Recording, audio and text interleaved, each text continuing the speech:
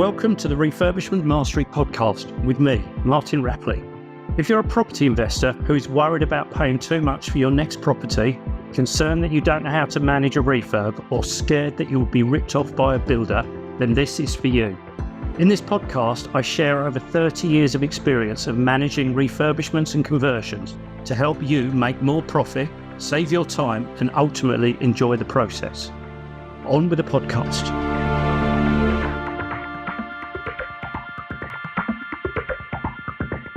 Hi there, and welcome back to this episode in which I'm going to talk through some additional ideas to help you find deals that actually stack up from a financial perspective so that you are adding value. So this is all relating to refurbishment, which, as you know, is why you're here, but really looking a little bit deeper, because what I predominantly have seen over the last 12, 15 years or so of working with property investors and looking at various deals for them and for myself is that if we want to add value to a property, by and large, we need to do more than just a basic refurbishment. That's not to say it's not impossible to just refurbish a property and add value. But I think it's getting harder and harder to do. So that we need to look a little bit beyond just the refurbishment. So we're starting with the context here that we're going to buy a property that needs refurbishing.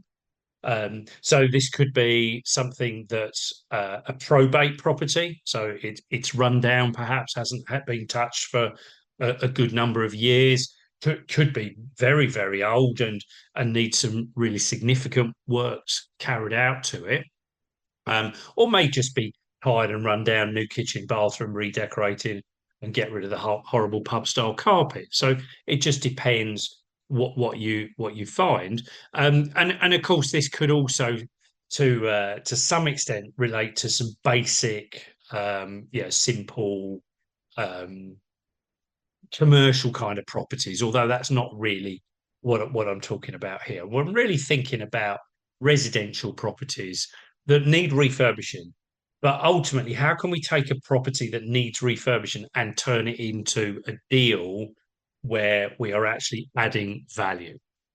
And what I tend to look for on all of my deals is adding value in more than one way. So the obvious way, value add number one, is the refurbishment. But what I aim to do with my properties, and I would encourage you to do with anything you're looking for, is to find other ways to add value to that same property. And some of you are probably already doing this in some respects, but maybe I can sow some additional seeds of some additional things that you may want to consider. So the easiest way to add a second chunk of value is that we reconfigure the property. And there's some really common things that property investors do, me included. The first thing is we take a residential family house and we reconfigure it into an HMO setup, which may make the value more than the family house. That may not be if you just do a 5-bedroom HMO, but certainly if you can convert it into a commercially valued HMO, depending on how that works in your area, you may well be able to increase the value more than you would just get by doing a basic refurbishment. Now, the other common thing that we do as investors, and in fact, I'm doing one of these for myself at the moment, is we convert a 1-bedroom flat into a 2-bedroom flat. It already needs refurbishing. We already need to put in a new kitchen. My particular one, it needs new central heating. It needs a complete rewire.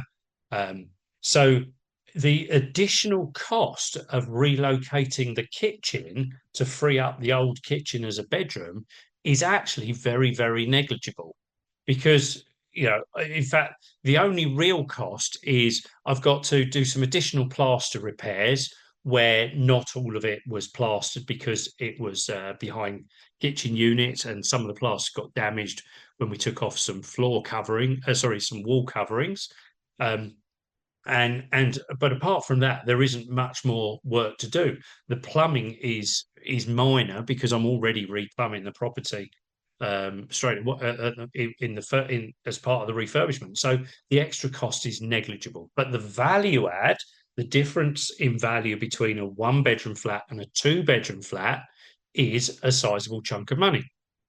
So, so we can add value by reconfiguring a property into a different arrangement. Maybe you can add a downstairs bathroom, shower room, cloakroom. That could add some value in the right kind of area. Maybe you can add an ensuite into a master bedroom. That could add some value as well. So just some basic reconfiguration, particularly suitable for you if this is your first project and you're just dipping your toe in the water, not necessarily working on a huge budget. Maybe there's a reconfiguration that will add some value. So the value add number one is the refurbishment. Value add number two is the reconfiguration into something better. Other things you can do here that just start to get slightly bigger and slightly grander, but will, or in most cases, should add some value. You could consider converting an integral garage into another room, perhaps another living room, but perhaps another bedroom, particularly usable for an HMO, a downstairs bedroom. But maybe you can put an ensuite into the back of the garage and convert that, and we're adding value. Whether we call it a bedroom or an additional living room, normally in most parts of the country, if you add additional floor space into your property, then you will actually end up adding value. Stepping up a little bit further, you could consider adding an extension on the rear or on the side. The common things, they're the easier ones to consider. Again, we're adding floor space. We ought to be adding value. Be careful now as we start to spend a little bit more money. In some parts of the country, these things may not add value, but if you're in the Midlands and South, it definitely will. If you're in the northern cities, it definitely will. Just watch out on the peripheries because it won't always add value. If you want to go a little bit further, there's loft conversions. And in the right parts of the country, and this really is the right parts of the country, basement conversions will add value for you as well. So the key thing here is to look for this second or possibly even a third way of adding value. So the more ways you can add value, the more profit you're going to be able to make from your scheme. So number one is always the refurbishment, and then number two, three, four, five could be other things: reconfiguration, converting a garage, building an extension, converting a loft, and possibly converting a basement. Do be careful converting a basement. Large parts of the country that won't add any value. So it's not worth doing. But with the right properties in the right area, absolutely you could do that. So the other thing you can do is, aside from just building, you can actually do other things to add value. So number one is we're going to refurbish to add value. But number two could be that you take say a flat that's got a short lease and you extend the lease.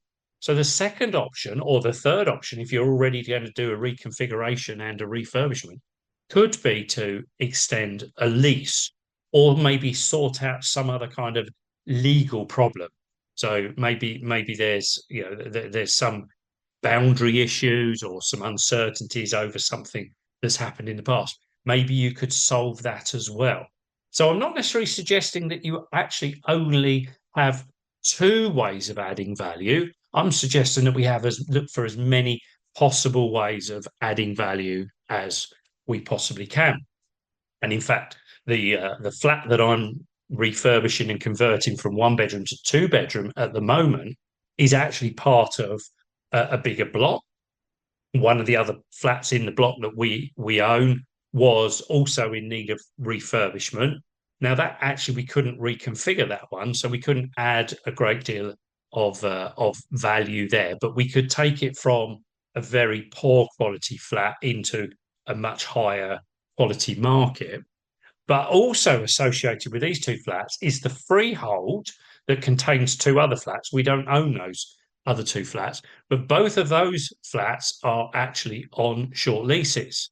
So, and those leases are down below 60 years now. So we could see that there is a long-term value in owning the freehold and the flats, because we could see that at some point the owners of those other two flats would need to come back to us and extend the leases.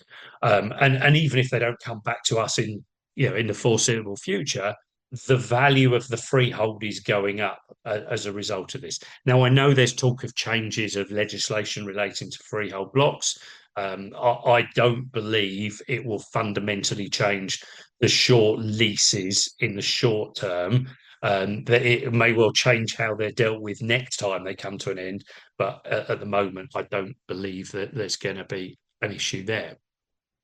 Have a look for properties that have got structural problems, because if you can resolve a structural problem and refurbish, again, two different things, two extra things in there. So just look for other issues, look for other ways of adding value. In many ways, look beyond the obvious, because lots of people are going to go and see this rundown house, the house that's on the market with all the garden overgrown and looking in need of repair, and and the locals know that the older person that lived there has passed away or gone into care or whatever, and that the house needs needs improving. Lots of people are going to go and look at that property, and you need to be looking beyond the obvious, because if the obvious is it needs a new kitchen, new bathroom, a coat of paint, and and a rewire, that is going to make it really hard for you to make a good competitive offer to buy that property, because you're not adding much more than a DIY kind of job. And this is really something that's really important to realize, that if the work that's needed to the property is DIY level, then lots more people are actually going to be looking at that. DIYers are going to be looking at that. People that are quite prepared to live in a little bit of a rundown house for a while whilst they redecorate it and sort things out could well be interested in that particular property. um, so, young families, if there's a property in a nice part of the town where close to the schools, close to the communications, transport, ideal for the shops, ideal for the park, all of those kinds of things, a young couple may not be able to afford that house if it was refurbished already, but may well be able to afford it whilst it needs refurbishing.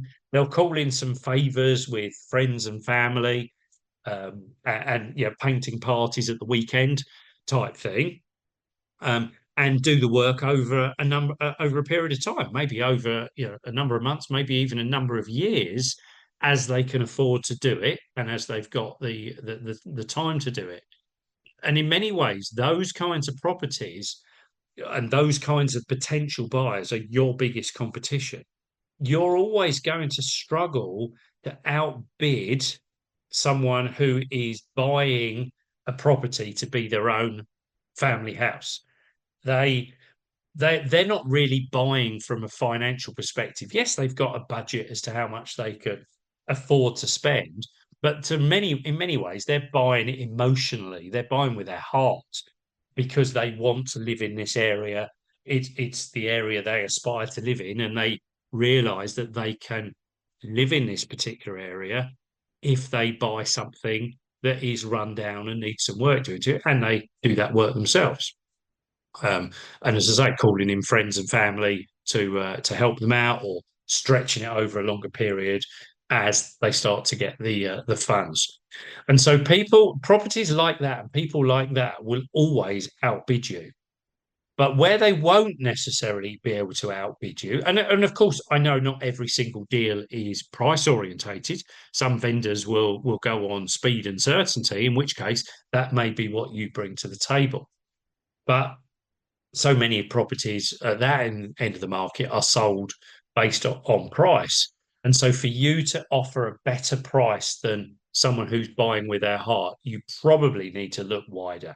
And that's when it comes down to this reconfiguration, conversions, extensions that I was talking about earlier on. So that's really the nub of this whole episode, is that I would encourage you to be very careful looking at properties that only need a straight refurbishment, unless, of course, you're not looking at adding value. If you're looking at renting out for years, then this may not be a problem. But if you're looking at adding value, steer away from simple refurbishments. If you see a simple refurbishment, look for how you can add more value. What else is going on here? What other options have you got to add more value? And if you can get to two or three, or possibly in some cases even four ways of adding value, then each little step will add some more value in.